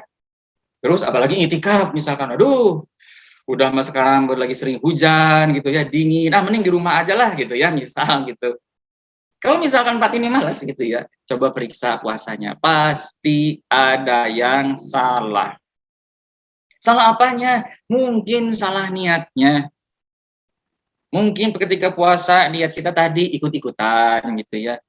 Niatkan bahwa puasa kita itu untuk meraih ridho Allah, untuk sampai ke derajat takwa, yang kalau sudah sampai ke derajat takwa, seandainya mati husnul khotimah pasti selamat masuk ke surga. Itu niatnya, coba perhatikan niatnya. Yang kedua, coba dilihat, mungkin kita sudah bisa meninggalkan makan, meninggalkan minum, meninggalkan hubungan suami istri gitu ya, di siang hari itu udah bisa.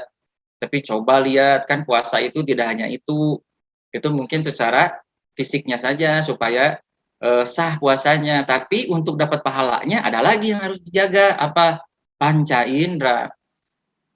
Mata, terutama kita ini laki-laki gitu ya, apalagi yang sering keluar rumah, emang harus mencari nafkah keluar rumah, hati-hati nih mata nih gitu, karena di jalan itu ya tidak semuanya perempuan menutup aurat gitu ya, hati-hati nih mata kita, banyak-banyak istighfar aja lah, kalau keluar rumah banyak-banyak istighfar aja pasti melihat pasti melihat astagfirullah sana, astagfirullah kesini, astagfirullah kesana, astagfirullah gitu ya, apalagi di perempatan gitu kan, banyak-banyak istighfar. Mata nih, mulut. Ini biasanya kalau mulut siapa yang punya 20.000 kata per hari itu? Katanya ya, kata para ahli itu, ini diberikan oleh Allah itu kelebihan setiap hari punya 20.000 kata. Kaum Hawa gitu ya, ini hati-hati dengan mulutnya, lagi puasa, tapi mulutnya juga dijaga. Ya kan? Ngobrol boleh ngobrol, cuma biasanya kalau ngobrol itu ya tadi, ini bukan gibah kok, ini kenyataan. Justru gibah itu kenyataan. Ya kan? Kenyataan kejelekan orang gitu kan. Kenyataan ini ngobrolin kejelekan orang dan itu kenyataan gitu. Teh gibah gitu ya. Kalau nggak nyata itu teh fitnah kan begitu. Nah, jaga nih mulutnya, hati-hati gitu kan kalau cerita. Kalau nah, apalagi laki-laki juga bukan berarti nggak bisa apa namanya aman mulutnya, jangan. Kadang laki-laki juga kalau lagi bercerita gitu ya, lagi bercerita, kadang ditambah-tambah gitu kan. Yang dia alami dulu sebenarnya cuma 5 cm gitu ya. Sudah cerita jadi 50 cm. Nah, itu juga sama, hati-hati itu. Jaga mulut, jaga pendengaran, ya kan? Kadang ketika ada orang lagi ngobrolin sesuatu yang menarik, padahal itu sebenarnya rahasia, dipengen dengerin, nah itu tajasus, nggak boleh gitu kan? Ngedenger, jangan, gitu ya. Atau ada orang lagi gibah nih, udah kita pergi, ya kan? Ada orang lagi ada lagi gibah berdua, tapi kita diam di situ karena penasaran, pengen tahu apa itu, hati-hati, telinga kita tidak dijaga. Nah, kalau misalkan panca indera kita tidak dijaga, atau misalkan tangan kita nggak dijaga, menyakiti orang lain, menyakiti binatang, gitu ya, hati-hati tuh. Kalau nggak dijaga, ketika puasa, rusak puasanya. Mungkin sah puasanya, karena dari subuh sampai apa itu maghrib, kita tidak makan, tidak minum, tidak berhubungan suami istri, udah sah. Tapi kalau tidak dijaga panca indera kita dari maksiat, dari dosa, rusak puasa kita. Karena rusak puasanya, ini yang wajib kan? Yang wajibnya udah rusak, ya pasti yang sunnahnya juga akan ikut kendor. Itu aja. Pokoknya kalau misalkan kita udah sepekan, misalkan ya, mulai malas nih tadarus yang asalnya bisa sepekan, sehari itu sejus, mulai males gitu kan, mulai banyak aja alasan. Nah itu tuh lihat aja puasanya, mungkin ada yang salah. Mungkin lagi puasa tapi mata nggak dijaga, mungkin lagi puasa tapi apa tuh lisannya nggak dijaga, mungkin lagi puasa tapi telinganya nggak dijaga, puasa tapi tangan nggak dijaga gitu ya, berbuat kedoliman. Hati-hati ya, hal yang kecil gitu, yang kecil tapi sebenarnya itu merugikan, hati-hati itu ya kan. Seperti memarkirkan kendaraan, itu hati-hati tuh, parkirkan kendaraan di mana aja sampai orang tuh susah lewat, hati-hati tuh ya kan. Buang sampah sembarangan, hati-hati. Dan banyak lagi lainnya, contohnya yang apa namanya, apa yang kita lakukan itu sebetulnya merugikan orang lain dan itu kan bisa merusak puasa kita, ya kan? Ayahanda dan bunda yang sama-sama mengharapkan ridho Allah. Kemudian selanjutnya, mana tadi? Kita menjaga yang wajib gitu ya. Apa saja yang kita lakukan nanti di Ramadan itu tadi. Yang paling penting adalah kita jaga puasa. Insya Allah itu kalau puasa benar-benar bisa kita jaga, itu insya Allah dengan sendirinya baca Quran itu jadi semangat. Coba aja nanti ya. Dan sodako itu seneng banget gitu ya. Kemudian apalagi tarawih itu selalu semangat. Seolah kayak wajib tarawih itu, seolah gitu ya. Kalau enggak itu enggak enak gitu. Cuma hati-hati nih, kadang itu ada misalkan nih, kita nih laki-laki gitu ya, karena bekerja jauh, baru pulang malam, tarawih di masjid sudah selesai, kita usahakan tetap tarawih. Terus gimana? Nggak ada temannya, sendirian saja semampu kita. Usahakan kita tarawih tetap, jangan ditinggalkan. Misalkan karena di masjid sudah selesai gitu ya, karena kita baru pulang bekerja, tetap kita usahakan tarawih. Karena kesempatannya luar biasa itu di bulan Ramadan itu. Nggak ada waktu lain lagi yang lebih baik daripada bulan Ramadan untuk meningkatkan ibadah. Kemudian, selain menjaga wajib apa lagi? Yang kedua, yang harus kita lakukan gitu ya, supaya nanti di Ramadan itu ibadah kita bisa meningkat, selain kita jaga yang wajibnya itu puasa, kita juga harus ingat bahwa apa itu prinsip ibadah kita diterima itu kalau apa? Nah, Rasulullah SAW mengatakan di hadisnya bahwa as-shalawatul khams wal jumu'ah ilal jumu'ah Ramadan ila Ramadan mukaffiratun lima bainahunna idza jatuni batil kabair. Ya, bahwa Ada yang apa beli? tuh? Salat 5 waktu, kemudian salat Jumat, kemudian puasa Ramadan, kata Rasulullah, semua itu tuh punya fungsi untuk menghapus dosa-dosa yang terjadi di antara waktu-waktu itu. Kita tadi sholat duhur, sholat asar ya. Tadi kita sholat asar. Nah, sholat asar itu kata Rasulullah, itu fungsinya untuk menghapus dosa-dosa yang terjadi di antara duhur sampai asar. Nanti insya Allah kita sholat maghrib. Nah, sholat maghrib itu fungsinya menghapus dosa-dosa yang terjadi di antara asar sampai maghrib. Begitu seterusnya. Sholat Jumat yang insya Allah besok akan kita lakukan, itu fungsinya untuk menghapus dosa-dosa yang terjadi antara Jumat yang besok sampai antara Jumat yang kemarin sampai Jumat yang besok. Malah dalam hadis ini tambah 3 hari, jadi 10 hari kita dapat ampunan. Kalau sholat Jumat kita diterima, itu pahalanya kita dapat ampunan 10 hari, luar biasa. Puasa Ramadan, kalau diterima, kata Rasulullah SAW, itu fungsinya menghapus dosa-dosa yang terjadi antara Ramadan yang kemarin tuh, tahun kemarin, sampai Ramadan nanti. Berarti 1 tahun. Bayangin, kalau misalkan ibadah yang 3 ini aja, salat 5 waktu, salat Jumat, puasa Ramadan, diterima oleh Allah Ta'ala. Waduh, Masya Allah, dosa kita itu udah bersih gitu ya. Cuma, kata Rasulullah, ada satu syarat. Idza jatuni batil kabair, apabila dosa-dosa besar dijauhi.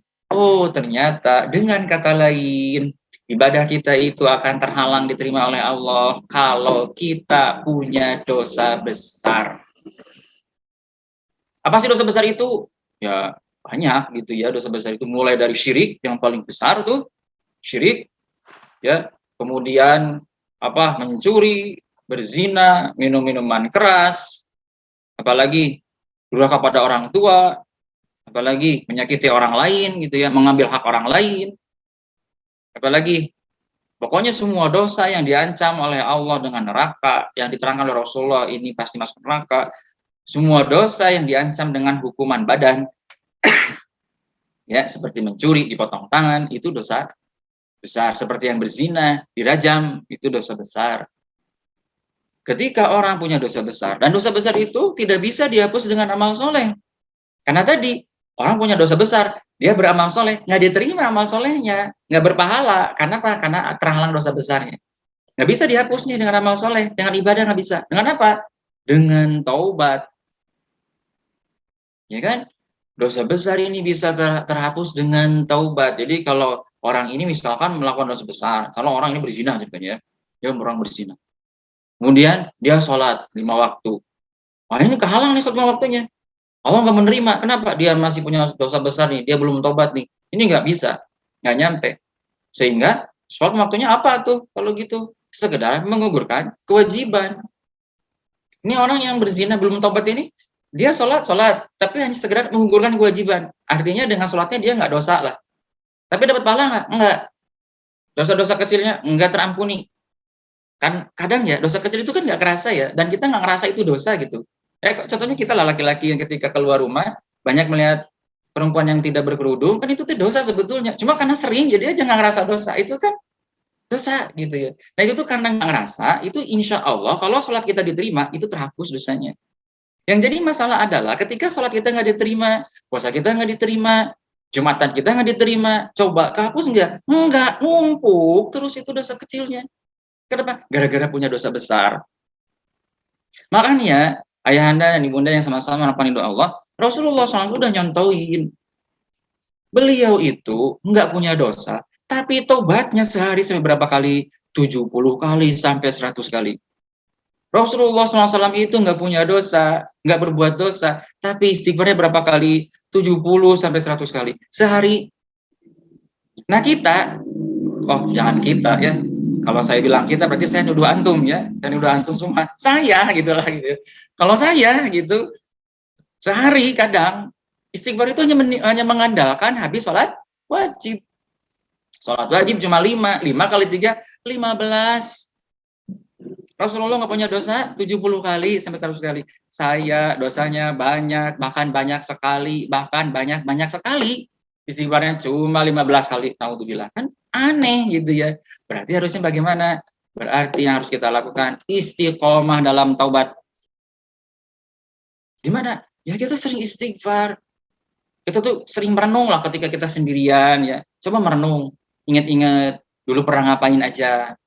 Ingat apa pernah orang tua kita pernah kita sakiti dengan lisan kita, dengan sikap kita. Ingat apa ada nggak hak orang lain yang pernah kita ambil. Ketika sedang sendirian itu namanya muhasabah itu kayak gitu. Ingat-ingat apa dosa apa yang pernah diingat, ingat tuh ketika sendirian, ketika udah sholat atau ketika setelah sholat tahajud gitu ya, ketika mau tidur itu tuh melamun yang bermanfaat itu. Coba ingat-ingat hari tadi aja, ketika mau tidur gitu ya, hari tadi dari mulai bangun tidur sampai tidur lagi ngapain aja ya, keinget, aduh iya, saya tadi parkir di mana aja, aduh orang jadi susah lewat, ya kan, aduh iya tadi saya buang itu tusuk sate di mana aja, aduh gimana tuh kalau ada orang keinjek tetanus, itu kan, astagfirullah kan langsung taubat gitu kan. Coba kalau sering, saya yakin kita bakal sering taubat, sering istighfar, banyak istighfar, ya kan. Bahkan mungkin ketika sholat saja, di tengah-tengah sholat kita mungkin kita harus banyak istighfar dalam hati tapi ya. Kenapa? Karena bisa jadi di tengah sholat kita itu banyak yang diingat. Coba ketika sholat kita lebih banyak ingat Allah atau ingat yang lain? Lagi sholat, ingat kunci tadi di mana kunci motor ya? Aduh, motor di luar belum dikunci kayaknya nih. Jadi ingat motor gitu lagi sholat. Lagi sholat ingat apa? Lagi sholat jadi ada ide mau nulis apa gitu ya. Lagi sholat ada ide mau, hati-hati tuh. Ya kan? Nah, harusnya langsung istighfar dalam hati gitu. Astagfirullah, kok saya tidak ingatmu ya Allah, kok malah ingat yang lain. Lagi sholat malah ingat dunia gitu. Harusnya ingat Allah gitu kan. Ayo itu berbanyak istighfar kita. Mari kita berbanyak istighfar supaya apa? Supaya seandainya ada dosa besar yang pernah kita lakukan tapi tidak kita sadari, seperti riya contohnya. Kita sholat niatnya salah bukan karena Allah. Kita sedekah niatnya salah bukan karena Allah. Kan itu dosa besar. Riya itu syirik kecil dan itu dosa besar. Banyak istighfar. Supaya apa? Supaya Allah mengampuni dosa kita. Ketika dosa besarnya hilang, maka amal soleh kita, ibadah kita berfungsi dengan seharusnya. Dosa-dosa kecil terhapus. Termasuk dengan puasa Ramadan. Maka hati-hati nih ketika kita puasa, kok puasa kita itu banyak sekali gangguan gitu ya. Banyak sekali godaan. Itu ingat aja, oh mungkin saya masih punya dosa besar ini. Belum taubat saya. Istighfar aja. Banyak-banyak istighfar. Ya kan? Karena hati-hati nih, kalau kita masuk Ramadan masih punya dosa besar, udah itu terhalang. Puasa Ramadan kita itu susah untuk kita lakukan. Banyak pasti selalu godaannya, pasti banyak penghalangnya itu. Banyak kita istighfar. Jadi sebetulnya ya tidak salah juga ketika ada orang yang mau masuk Ramadan itu saling minta maaf gitu ya. Ya nggak salah, cuma mungkin tidak tepatnya kenapa mau Ramadan aja sih minta maafnya, nggak langsung aja gitu. Dan minta maaf itu kalau memang kepada orang yang kita pernah berbuat salah ya, kalau nggak ngapa-ngapain minta maaf gitu, aneh kan? Orang yang di-share misalkan, ya nggak salah sih, cuma nggak tepat aja kalau misalkan kita nge-share ke semua orang yang diikuti minta maaf. Tapi orang sendiri, mungkin adik sendiri yang pernah kita sakiti gitu, orang tua sendiri yang pernah kita sakiti, kita nggak minta maaf kan aneh gitu. Coba ingat siapa orang yang pernah kita sakiti, itu yang kita minta maafnya, itu yang paling penting. Ya kan? Nah itu, Ustaz Biki ini sudah habis belum? Sudah lah ya. Jadi intinya supaya Ramadan kita berkualitas, betul tadi kuncinya ada di puasa kita, ada di puasa. Karena kalau yang wajib sudah bisa kita jaga, itu yang sunnah akan mengikuti itu. Nah, bagaimana supaya puasa berkualitas? Bagaimana supaya puasa kita nanti diterima? Tidak hanya buat puasa ya, semua ibadah kita diterima. Taubat yang istiqomah. Kenapa? Karena seandainya kita masih punya dosa besar yang belum kita taubati, itu akan menghalangi kita. Allah tidak mau menerima amal soleh kita, tidak mau menerima ibadah kita kalau kita belum taubat dari dosa besar yang kita miliki. Sehingga kesimpulannya, mari kita serius nanti puasanya, dan supaya puasa bisa serius, mari kita istiqomah dalam taubat kita banyak-banyak minta ampun kepada Allah, tidak hanya untuk masuk Ramadan, setiap saat gitu ya, supaya dosa besar kita itu terhapus, Allah ampuni, dan sehingga semua amal soleh dan ibadah akan berfungsi dengan seharusnya. Kalau kita sudah menjadi pribadi yang seperti itu, insya Allah itu dengan sendirinya Allah gerakan hati kita untuk mengayomi keluarga kita. Betul itu, ya kan? Coba lihat ya, para dai atau lihat para sahabat itu begitu luar biasanya perhatian pada keluarganya. Lihat Rasulullah aja sendiri. begitu perhatian kepada keluarganya. Kenapa bisa seperti itu? Karena beliau kesendirinya aja begitu luar biasa. Pribadinya aja, dia dengan Allahnya sudah bagus. Dia dengan Allahnya sudah, para sahabat, dia pribadinya dengan Allahnya sudah luar biasa. Makanya wajar kalau ke anaknya, ke istrinya, begitu perhatian luar biasa. Dan misalkan kita, ketika kita kok masih susah gitu ya untuk punya perhatian ke keluarga, terutama masalah ibadahnya, masalah amal solehnya gitu ya, bisa jadi memang karena kitanya aja dengan Allahnya belum terlalu dekat. Jadi kalau kita nih pribadi kita udah bagus dengan Allahnya, itu insya Allah kita dengan yang lain itu akan bagus juga. Jadi kewajiban anfusakum wa ahlikum naronnya ia bakal terwujud karena ahlikum itu setelah anfusakum, keluarga setelah diri sendiri. Ketika diri sendiri ini serius kita menjaga diri sendiri dari neraka, dengan sendirinya si keluarga akan bisa kita ayomi. Itu begitu prinsipnya. Nah, mungkin itu dulu yang bisa saya sampaikan. Mohon maaf kalau ada kata-kata yang tidak berkenan. Aku qouli hadza wa astaghfirullah li wa lakum. Wassalamualaikum warahmatullahi wabarakatuh. Waalaikumsalam warahmatullahi wabarakatuh. Jazakallah khair kepada Ustaz Arif Rahman Hakim LCMH yang telah menyampaikan nasihatnya yang luar biasa. Ini nasihat yang bisa jadi saya katakan menampar diri kita masing-masing begitu ya, untuk agar memacu Ramadan ini kita sambut dengan lebih baik daripada Ramadan sebelumnya. Baik Ustaz Arif, insya Allah ini ada beberapa pertanyaan Ustaz. Wah, ini antusias sekali untuk kajian kita hari ini Ustaz. Tapi mungkin untuk mengingat waktu kita ada 3 yang mungkin kita. Tapi jangan susah-susah ya Tad. Gimana Ustaz? Jangan yang susah-susah ya Tad, yang gampang-gampang aja. Ini bukan UN insya Allah Ustaz. Baik, saya bacakan satu atau langsung 3-tiganya Ustaz? Ya kalau masih nyambung, silahkan coba kita lihat dulu. Yang pertama Satu. Ustaz, ini dari Bunda Geri. Beliau bertanya, apakah boleh dan baik apabila kita memacu semangat anak-anak kita di bulan Ramadan ini dengan memberikan hadiah? Mengingat seringkali anak di pertengahan bulan Ramadan semangatnya sering kendor. Itu pertanyaan pertama Ustaz. Mungkin itu dulu. Ya. Intinya kita seperti para ulama dulu ya. Jadi para ulama dulu itu mereka memberikan semangat kepada anak-anaknya itu dengan sesuatu yang bukan bersifat materi gitu. Mereka selalu mengingatkan tentang surga gitu, yang mengingatkan hati-hati neraka kayak begitu. Sebetulnya kalau ingin ngasih hadiah sih nggak masalah, tapi asal jangan dijanjikan aja gitu. Misalkan nanti kamu kalau puasa Ramadannya 30 hari, Bapak kasih sepeda misalkan ya. Sebetulnya nggak salah, cuma khawatirnya gitu ya. Khawatirnya nanti kalau terbiasa, kalau sesekali sih mungkin nggak masalah, tapi kalau terbiasa terus seperti itu, khawatirnya ada di benak anak, nanti di alam bawah sadarnya itu akan terbentuk bahwa pahala Allah itu harus konkret, harus instan. Itu khawatirnya gitu. Saya kok sudah sholat tapi kok urusan saya masih sulit aja. Misal khawatirnya begitu. Setelah dewasanya itu karena terbiasa di kecilnya itu ya, setiap puasa dapat apa misalkan, khataman dapat apa misalkan ya. Karena dijanjikan kalau sesekali nggak apa-apa.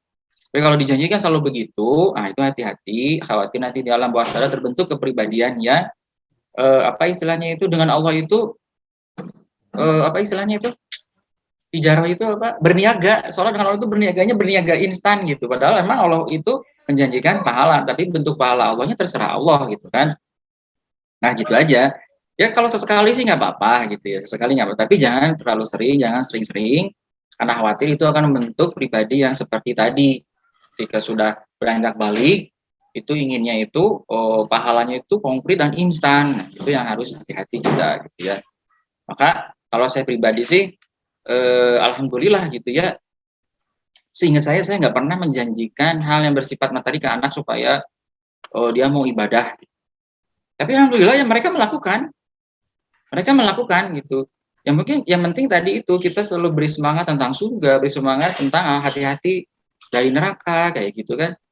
Mungkin kita sering cerita kisah-kisah yang orang-orang yang soleh seperti apa, seperti itu. Karena yang saya tahu di zaman para sahabat dulu ya, ketika anak-anak diajarkan puasa, itu ada riwayatnya menceritakan si anak itu sampai kelaparan gitu ya, nangis, akhirnya kadang dikasih mainan gitu ya, main sampai lupa tidur kayak begitu. Itu diantaranya gitu, nggak menjanjikan nih nanti kamu akan dikasih ini, kalau nggak begitu yang saya tahu gitu ya, wallahu alam gitu ya, yang saya tahu begitu. Sehingga ya sesekali mungkin tidak masalah, cuma jangan terlalu sering, khawatir tadi terbentuk pribadi yang kurang baik nantinya. Itu yang saya tahu, wallahu alam. Jazakallah khair Ustaz Arif. Intinya dari jawaban beliau adalah bahwa kalau mungkin seumpama sifatnya hanya sesekali, tidak masalah ya Ustaz Arif ya. Tetapi harapannya tetap kita berikan masukan pendidikan bahwa ketika melakukan amal perbuatan ya kita harus ikhlas gitu Bang. Pertanyaan kedua Ustaz, ini ada yang bertanya, Ustaz, niat puasa harus setiap pada tarawih atau sahur atau cukup satu kali ketika awal puasa, mengingat ini puasa Ramadan, puasa wajib gitu Ustaz. Ya, silakan Ustaz. Sebenarnya ada perbedaan pendapat gitu ya mengenai hal ini. Ada yang berpendapat seperti di madzhab Maliki itu cukup di awal saja. Kenapa? Karena ibadah puasa Ramadan itu ya utuh, totalitasnya ya 1 bulan kan, puasa Ramadan 1 bulan gitu. Sehingga menurut di madzhab Maliki itu cukup di awal saja. Tapi kalau di madzhab Syafi'i yang saya tahu yang harus setiap malam. Kenapa setiap malam? Karena ibadah puasa Ramadan itu kan terpisah dengan buka puasa kan. Jadi hari pertama, hari kedua, ketiga. Jadi memang 1 bulan. Tapi kalau seandainya ada yang batal 1 misalnya, batal 1 apa harus diulang semuanya kan enggak. Kalau batal 1 ya itu aja nanti harus dibayar gitu kan, harus dikodok misalkan. Yang lainnya kan enggak gitu. Itu berbeda pendapat. Maka di antara ulama itu ada yang menyatukan 2 hal ini. Jadi di awal kita niatkan kita itu puasanya untuk 1 bulan. Misalkan pas nanti tanggal malam 1 Ramadan ketika tarawih ya, kita berniat ya Allah, dalam hati itu kita berniat ya Allah, saya berniat puasa Ramadan selama 1 bulan. Itu baiknya seandainya ya kan niat puasa itu harus malam ya. Pada waktu yang ceritanya pingsan gitu kan, pingsan gitu. Pingsannya dari Isya sampai subuh, pingsan misal gitu. Pas subuh bangun, pingsannya udah siuman gitu. Kan belum niat puasa malamnya. Keburu pingsan tadi. Tapi kalau pakai madzhab Maliki ini enaknya, karena sudah niatnya 1 bulan, kan udah niat tadi di awal bulannya. Sudah, kita bisa langsung puasa lagi. Gitu kan? Itu keuntungannya pakai madzhab yang pertama. Tapi bagusnya madzhab yang kedua ini, yang madzhab Syafi'i, supaya kita terbarui terus niat kita setiap malam, terbarui terus, maka ya dua-duanya saja. Ada pendapat ulama seperti itu. Jadi di awal malam kita niatkan 1 bulan, tapi nanti tiap malam kita niat lagi, tiap malam kita niat lagi, gitu terus. Supaya terbarui terus. Kecuali kalau nanti dalam keadaan tadi pingsan gitu kan, di luar itu ya, karena sudah diniatkan di awal 1 bulan, insya Allah sudah cukup. Tapi kalau setiap malam sadar ya niat lagi, tiap malam niat lagi seperti itu. Itu yang saya tahu tentang fikihnya, wallahu a'lam. Mungkin ada yang lebih ahli tentang fikih gitu bisa ditanyakan kembali. Cuma yang saya tahu seperti itu, wallahu a'lam. Jazakallah khair Ustaz. Itu ayah bunda semuanya tadi pertanyaan yang kedua. Ini pertanyaan terakhir Ustaz. Cuma ada gabungan dari 2 pertanyaan karena memang nyambung gitu Ustaz. Yang pertama yang bertanya adalah, Ustaz mau bertanya, bila saat hamil ini kaitannya dengan ya. Nggak kedengeran? Ya, sebentar. Ustaz mau bertanya, bila saat hamil, kemudian sedang menyusui, tidak melaksanakan puasa, tapi sudah membayar fidyah sesuai ketentuan, apakah tetap wajib mengganti puasa? Kemudian ini lanjutannya Ustaz, pertanyaan tapi ini satu tema. Ustaz mau bertanya, bagi wanita lebih baik membayar hutang puasa dahulu atau langsung melaksanakan puasa Syawal, gitu Ustaz. Apa tuh? Yang saya tahu sama bagi perempuan hamil dan menyusui, ini pun terjadi perbedaan pendapat di antara para ulama. Cuma yang saya perhatikan gini, kalau misal gitu ya, pertanyaan saya gini ya, ini kalau di zaman Rasulullah SAW, kira-kira ibu-ibu hamil menyusui itu fidyah apa kodok ya? Itu saya cari riwayat itu nggak dapat. Itu para istri para sahabat itu apa yang mereka lakukan gitu ya, yang pada hamil dan menyusui itu. Nah karena tidak ada, sepertinya ini wallahu alam ya, sepertinya mereka itu puasa dan tidak ada masalah. Karena pertanyaan itu muncul di zamannya sahabat kecil seperti Ibnu Umar, Ibnu Abbas, ketika mereka sudah pada dewasa, sudah jadi ulama, muncul masalah itu. Dan mereka berpendapat nih, kalau Ibnu Umar, Ibnu Abbas itu berpendapat cukup fidyah. Karena perempuan yang hamil dan menyusui itu seperti orang tua yang sudah renta. Dia itu puasa sih bisa, cuma nanti akan merepotkan dirinya, akan menurunkan kesehatannya, sehingga ya sudah karena nggak mungkin puasa, fidyah saja. Ada Ibnu Umar, Ibnu Abbas seperti itu pendapatnya.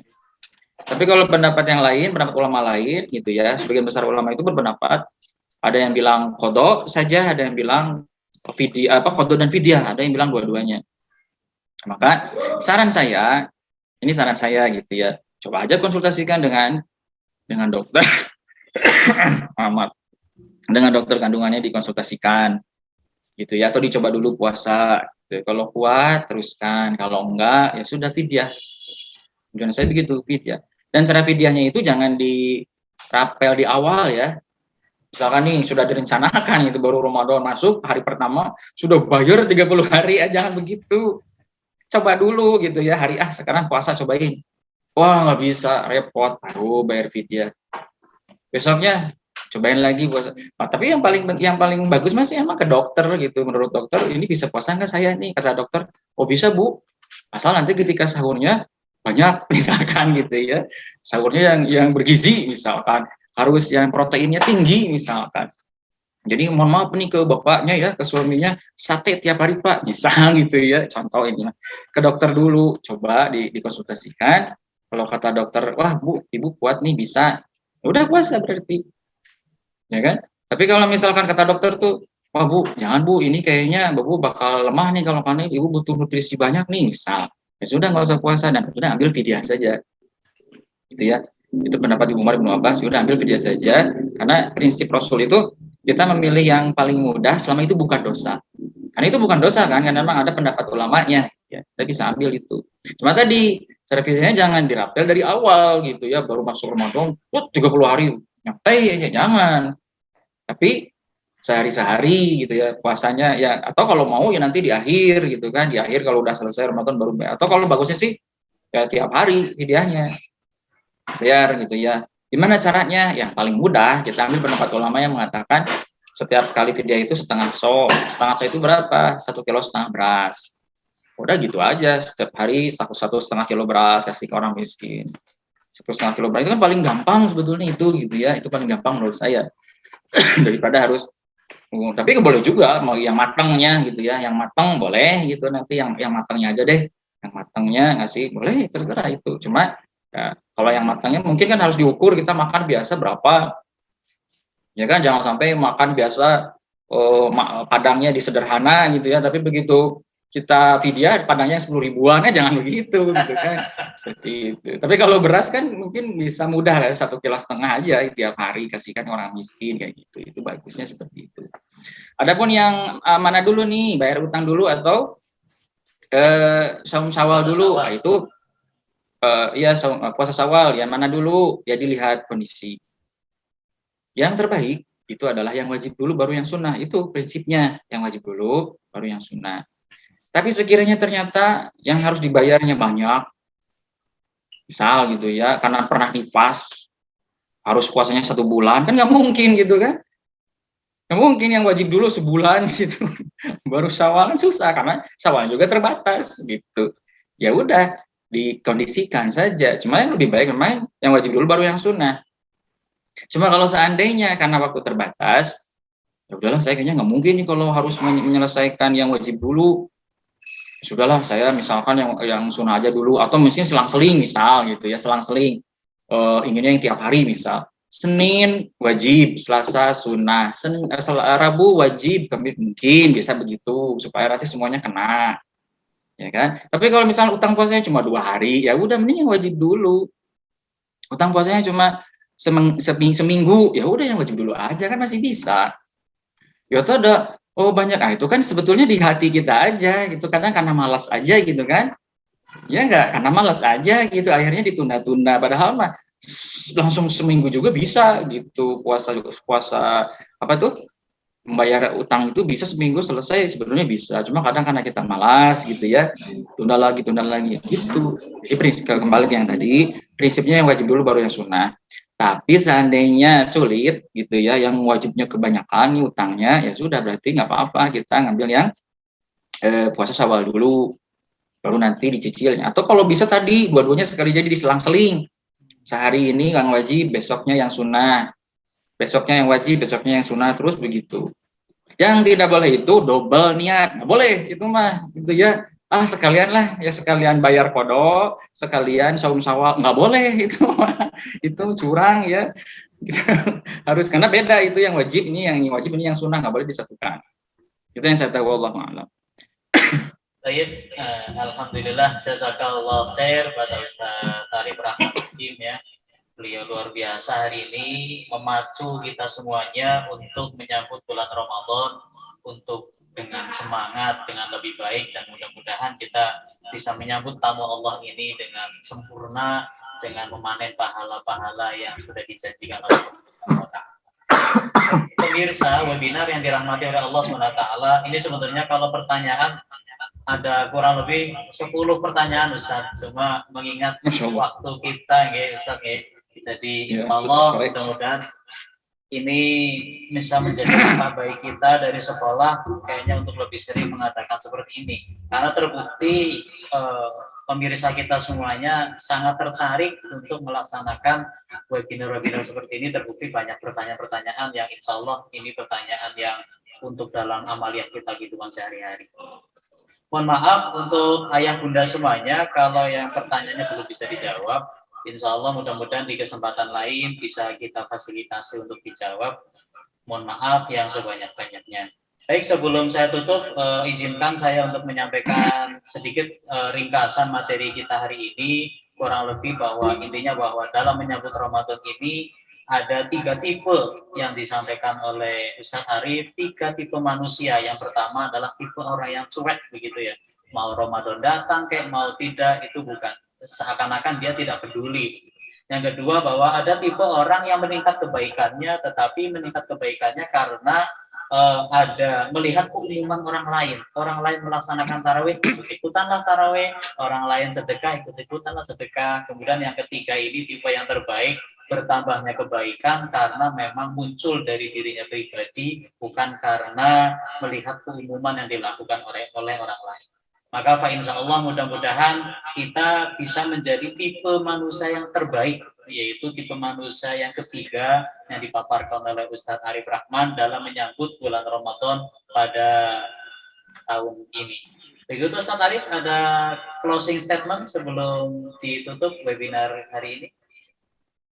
Ya, cukup insya Allah. Cukup yakin. Baik. Ya, yakin insya Allah.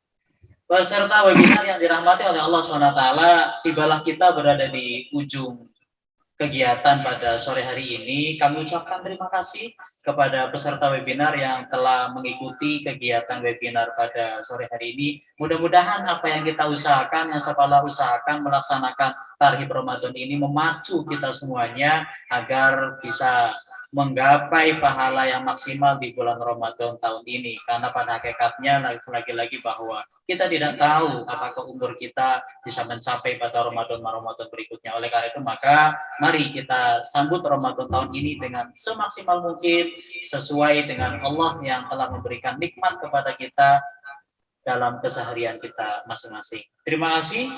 Mari kita tutup dan baca hamdalah dan doa kafaratul majelis bersama-sama.